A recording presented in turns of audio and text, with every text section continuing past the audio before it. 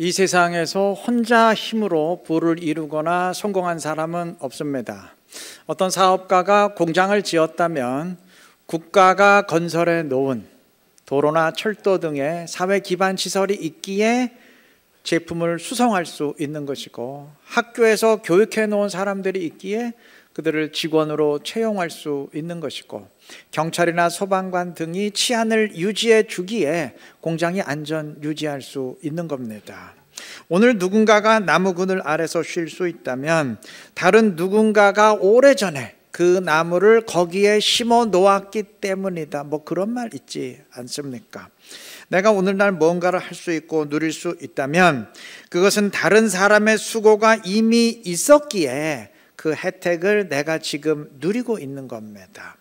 만약 그게 아니었다면, 이전 사람들의 수고가 있지 않았다면 성공은 고사하고 아마 생존 자체도 지금 힘들 겁니다. 우리 각자가 살고 있는 집, 그거 내가 지은 거 아니지 않습니까? 그동안 건축 기술을 발전시켜온 사람들의 수고가 있었기에 그 혜택 지금 누리고 있는 거 아닙니까? 그들의 수고가 있었기에 이 정도 현대식 저택에서 살고 있는 거 아니겠습니까? 그게 아니라면 지금 우리 아마 벌판에서 자고 있거나 움막 짓고 살아가고 있을 겁니다. 코로나 때문에 다들 백신 한두 번씩은 맞아 보셨을 텐데, 백신 내가 만든 거 아니죠? 그동안 의료 기술을 계속 연구하고 발전시켜온 사람들의 헌신과 수고가 있었기에 그 혜택을 우리가 누리는 거 아니겠습니까? 세상 모든 게 다 마찬가지예요. 이전 사람들의 수고가 있었기 때문에 지금 그 혜택 누리는 거예요. 이거 마이크 누가 안 만들었으면 어떡할 뻔했어요. 저 아마 주일이면 목이 거덜이 났을 겁니다. 소리 지르느라고. 이거 누가 만들어줬기에 그 혜택 누리는 거 아니겠습니까? 이것을 인식한다면 내가 잘나고 뛰어나서 남보다 앞선 것이다 자부하기 전에 내가 받은 혜택에 감사하면서 나도 남들에게 혜택을 베풀어야 된다는 책임의식 지녀야 할 것입니다. 물론 이제 반문하실 분 있을 거예요. 남들의 수고 덕분에 내가 혜택을 누리는 건 절대적으로 맞는 말인데, 그래도 어차피 조건은 동일하지 않습니까? 의료 기술이나 사회 기반 시설 등의 혜택은 그거는 나만 누리는 게 아니고 모두가 똑같이 누리는 거 아닙니까? 그러니 어차피 조건은 똑같은데 동일한 조건에서 내 노력과 실력이 앞섰기에 남들보다 잘 되고 성공한 것이니까 내 운명 내가 개척한 것 아닙니까? 어차피 똑같은 조건에서 내가 앞섰기에 이렇게 된 것 아닙니까? 그렇게 자부할 사람 있을지 모르겠어요. 일면 맞습니다. 틀린 말은 아니에요. 남보다 더 재능이 있었고 남보다 더 열심히 살았기 때문에 성공하고 앞서게 된 것이겠죠.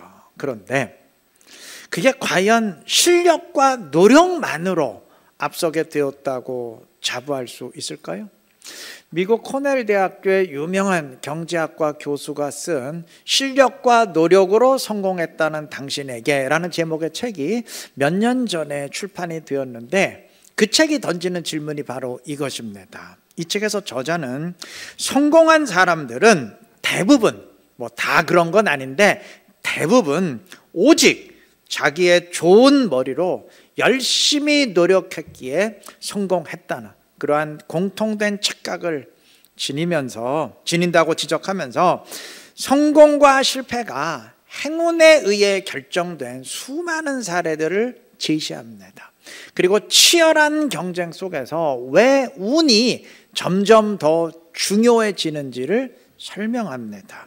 성공한 사람들이 뛰어난 재능을 지녔고 엄청나게 노력했다는 건 맞아요. 남들 잠잘 때 잠자지 않고 열심히 했다. 그건 인정합니다. 그런데 사실 더 노력하고 그 사람보다 더 노력했고 더 실력이 뛰어났는데도 성공하지 못한 사람들이 부지기수로 많습니다.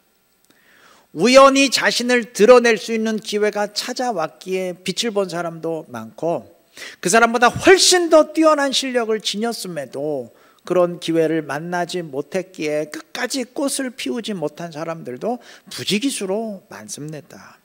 또 좋은 머리를 지녔다는 것도 어찌 보면 좋은 유전자 물려받았다는 행운이고, 열심히 최선을 다해 노력했다는 것도 어찌 보면 그렇게 열심히 노력할 수 있는 환경 속에 있었다는 행운입니다. 세상에는 정말 노력하고 싶은데, 열심히 노력하고 싶은데도 노력할 수 없는 환경을 살아가는 사람들이 많아요. 그리고 행운보다 불운을 만난 사람들도 너무나 많습니다. 그런데도 자기 실패가 불운 때문이라 말하는 사람은 많아도 자신의 성공이 이거 행운이다 라고 말하는 사람은 그리 많지 않아요. 이거 내가 열심히 했기 때문에 이게 당연히 얻은 거다, 다 이렇게들 말하지 이건 정말 운이 좋았기 때문이야 이렇게 말하는 사람은 그리 많지 않습니다. 저자는 이렇게 자신의 행운을 느끼지 못하는 사람들은 다른 사람의 불운에 대해서도 잘 느끼지 못하기에 그들의 불운에 대해 공감하지 못하고, 많은 사람에게 행운이 돌아가도록 하기 위한 사회적 노력에 아주 미온적인 태도를 보이거나 심지어 그걸 반대하는 아주 어두운 면을 지닌다 지적합니다. 반대로 자신의 성공에 행운이 크게 이바지했다는 사실을 선뜻 인정하는 사람들은 분을 제거하기 위한 사회적 노력을 남들보다 더 지적하고 남보다 더 행복감을 느낀다고 합니다. 당연하겠죠. 내 성공이 행운 때문이다, 나는 정말 운이 좋은 사람이다 라고 느낄수록 감사하는 마음이 일어나지 않겠습니까? 이건 정말 당연한 거다. 여러분, 당연한 것에는 감사하기 힘들어요. 야, 이건 정말 당연한 게 아니고 정말 나는 운이 좋았다, 정말 운이 좋았다, 이렇게 느낄수록 감사하게 되어 있는 겁니다. 여러분, 저는 이 책을 읽으면서 이런 생각이 들었어요. 우리 그리스도인들은 뭐 세상의 성공과는 비교할 수 없는 어마어마한 것을 얻은 사람들인데, 우리 경우는 어떤가요? 우리도 그것을 얻기 위해 엄청난 노력을 기울였고 거기에 행운까지 더해진 것인가요? 그래서 하나님 나라를 얻는 구원의 자녀가 된 그 영적 성공자가 된 것입니까? 아니에요. 우리의 경우는 엄청난 노력에 행운이 더해진 그 정도가 아니고 100% 행운입니다. 행운이 100%예요. 처음부터 끝까지 전부 행운입니다. 우리는 그 행운을 은혜라 부릅니다. 내가 노력하기 이전에 이미 하나님이 나를 무조건적으로 구원받는 자녀로 택해 주셨습니다. 정말 아무 이유 없이 나는 하나님 나라의 백성이 되었습니다. 주님이 왜 나를 택하셨는지 전혀 이유가 없어요. 짚이는 게 없어요. 정말 우리 입장에서는 운이 좋았다라고 밖에는 할 말이 없습니다. 여러분, 은혜의 의미가 뭐예요? 무조건적이잖아요. 아무 자격이 없는데도 무조건적으로 베풀어 주시는 하나님의 사랑, 그게 은혜 아닙니까? 그러니까 은혜는 아무 이유 없는 겁니다. 오늘 본문은 베데스다 연못가에서 주님이 38년 된 병자를 고친 사건 기록하고 있습니다. 베데스다 연못 주변엔 수많은 병자들이 몰려들어 있었는데, 그 이유는 가끔 천사가 그 연못의 물을 움직이는데 그때 가장 먼저 그 연못에 뛰어드는 사람은 어떤 병이든 다 치유된다, 그렇게 믿었기 때문입니다. 오전의 증언처럼 그 무리들 가운데 38년 된 병자가 있었습니다. 분명 이 사람도 가장 먼저 뛰어들 기회를 노리고 있었을 거예요. 그런데 냉정히 말해서 그것은 0.00001%의 가능성도 없는 일이었습니다. 8절 보시면 예수님은 이 사람에게 일어나 네 자리를 들고 걸어가라 하심으로 그를 고치셨습니다. 바꿔 말하면 예수님이 이 사람을 고쳐주시기 전까지는 이 사람은 일어나지도 못하는 병자였다는 말입니다. 근데 어떻게 이 사람이 연못에 가장 먼저 뛰어들 수 있겠어요? 병은 있지만 그래도 좀 움직일 수 있는 사람, 병은 있지만 그래도 두 발로 뛰는 데는 별 지장이 없는 사람이 그래도 제일 먼저 들어갈 가능성이 높지 않겠습니까? 아마 병자 자신도 그거 알고 있었을 거예요. 무슨 바보입니까? 야, 내가 자리에서 일어나지도 못하는데 어떻게 제일 빨리 뛰어서 들어가냐. 그거 알고 있잖아요. 그럼에도 그 오랜 기간 동안, 수십 년 동안 이 사람이 그 자리 지키고 있었던 이유가 뭘까요? 이유는 딱 하나예요. 그거 외에는 이 사람이 할 수 있는 게 아무것도 없어요. 안 되는 줄 빤히 알지만, 불가능한 줄 알지만, 그래도 그나마 그 자리에 와 있는 게 이 사람이 할 수 있는 유일한 것이니까, 그래도 품을 수 있는 유일한 희망이니까 안 되는 줄 알면서도 계속 집착하고 있었던 것 아니겠습니까? 주님은 그에게 물으셨어요. 네가 낫고자 하느냐? 정말 낫고 싶은지 확인하기 위해서 이 질문 던진 것 아니겠죠? 당연히 낫고 싶으니까 거기 와 있지, 낫고 싶지 않으면 뭐 때문에 수십 년 동안 그 자리에 와 지키고 앉아 있었겠습니까? 주님의 의도는 이 사람의 믿음을 보시기 위함이었어요. 주님이 물으셨을 때 예, 낫고 싶습니다. 주님이 원하시면 주님은 저 고칠 수 있습니다. 주님이 원하시면 깨끗하게 하실 수 있습니다. 성경에서 이런 식으로 답변한 사람들이 상당히 많았죠. 원하시면 저를 깨끗게 하실 수 있습니다. 이 믿음을 보이고 그때 주님이 고쳐주신 경우 많잖아요. 그 믿음 기대하셨을 거예요. 이 사람의 답변은 참 엉뚱했어요. 7절 보시면 병자가 대답하되 주여, 물이 움직일 때에 나를 못에 넣어주는 사람이 없어 내가 가는 동안에 다른 사람이 먼저 내려가나이다. 무슨 말인가요? 예, 당연히 낫고 싶습니다. 그런데 이 연못에 나를 제일 빨리 넣어줄 사람이 있어야 되는데 어차피 나는 일어나지도 못하기 때문에 움직일 수가 없어서 누가 대신 좀 넣어줘야 되는데 그렇게 나를 넣어줄 사람이 없습니다. 당신이 좀 넣어주면 안 되겠습니까? 좀 도와주시면 안 되겠습니까? 그런 의미입니다. 이건 점수로 따지면 완전 빵점이에요. 주님이 오셨는데도 이 사람은 여전히 자기 사고방식대로만 도움을 요청합니다. 그 베데스다 연못가의 사고방식대로 주님이 도와주시기를 기대해요. 주님께 맡기는 것이 아니고 주님이 원하시면 할 수 있습니다. 주님을 의지하고 주님의 방식대로 맡기는 게 아니고 우리 베데스다 연못가에서는 제일 먼저 뛰어드는 사람이 고침받습니다. 아시죠? 예, 그대로 좀 도와주세요. 그러니까 여기 방식대로 도와달라고 주님을 거기에 그 틀에 지금 끼워 맞추려고 하고 있습니다. 그런데도 주님은 8절에서 이 사람에게 말씀합니다. 일어나 네 자리를 들고 걸어가라. 이 말씀 한마디에 이 사람은 지난 38년 동안 정말 그 지긋지긋한 현실로부터 자유함을 얻게 됐습니다. 그 병에서 구원을 받고 주님의 은혜를 체험하게 됐습니다. 근데 우리가 주의 깊게 볼 구절이 있어요. 13절 이렇게 말합니다. 고침을 받은 사람은 그가 누구인지 알지 못하네. 이 사람은 예수님이 누구신지조차 몰랐어요. 다시 말하면 이 사람에겐 예수님에 대한 믿음 자체가 없었습니다. 당연하죠. 아니, 예수님이 누구신지도 모르는데 어떻게 그에 대한 믿음을 지니겠습니까? 누군지는 알아야 그에 대한 믿음 지닐 거 아니에요.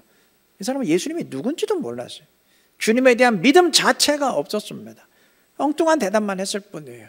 그런데도 주님은 이 사람에게 은혜를 베푸셨습니다. 이거 이유 있는 사랑이 아니에요. 자격 있는 사람에 대한 하나님의 사랑이 아닙니다. 아무 이유 없이 전혀 엉뚱하게 번지수를 짚은 사람에게도, 아니 주님이 누군지도 모르는 이 사람에게 베풀어진 무조건적인 주님의 은혜입니다.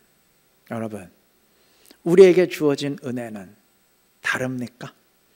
태어나기도 전에, 내가 주님을 알기도 전에 나를 구원받은 자녀로 택하셨는데 아무 이유 없이 베풀어진 은혜 아니겠습니까? 맹인 바디메오의 경우는 다윗의 자손 예수여 저를 불쌍히 여기소서 이렇게 주님을 메시아로 인정하면서 달려가는 믿음 보였어요. 수로보닉의 여인은 제가 이방인으로서 당신들 유대인이 개처럼 취급하는 존재인 것 압니다. 그런데 보니까 개들도 상 아래 떨어진 부스러기는 먹습니다. 주님, 부스러기 은혜만 베풀어 주세요. 그 은혜로도 충분히 내 딸은 고침받을 수 있습니다. 엄청난 믿음 보였어요. 백부장은 굳이 우리 집에 안 오셔도 됩니다. 그냥 여기서 말씀만 하셔도 우리 집에 있는 종 다 치유받을 수 있습니다. 믿음은 보였어요. 이들은 다 믿음으로 치유의 응답을 받았습니다. 근데 이 사람은 달라요. 이 사람은 예수님에 대한 믿음은 고사하고 예수가 누군지도 몰랐어요. 고침받은 이후까지도 예수가 누군지도 몰랐어요. 전혀 말이 안 돼요. 그런데도 주님은 은혜를 베푸셨습니다. 은혜는 아무 이유 없이 자격 없는 자에게 베풀어지는 하나님의 무조건적인 사랑이기 때문입니다. 연못 주변에 수많은 병자들이 있었어요. 근데 주님은 이상하게 유독 이 병자에게 다가가셨고 고치셨습니다. 왜 이 사람에게만 다가가셨는지 이유를 모르겠어요. 전혀 짚히는 게 없어요. 이 정도 신실한 사람이기에 주님이 다가가셨구나, 이렇게 볼 근거가 하나도 없어요. 주님이 누군지도 몰라요. 그런데 고치셨어요. 은혜입니다. 은혜. 아브라함은 하란에 있을 때 부르심을 받았는데 당시 하란은 우상을 섬기는 자들로 가득한 도시였습니다. 분명 아브라함도 그 문화 속을 살면서 우상 섬겼을 겁니다. 근데 그들 가운데 유독 아브라함만 부르심을 받았어요. 왜 아브라함만 부르심을 받았는지 이유는 몰라요. 우리가 아는 한 가지는 그가 부르심을 받음으로 믿음의 조상이 되었다는 사실입니다. 2000년 전 갈릴리 바닷가에 많은 어부들이 있었고 그들 가운데 베드로, 안드레, 야고보, 요한이 부르심을 받았습니다. 왜 유독 이들이 부르심을 받았는지 이유 모릅니다.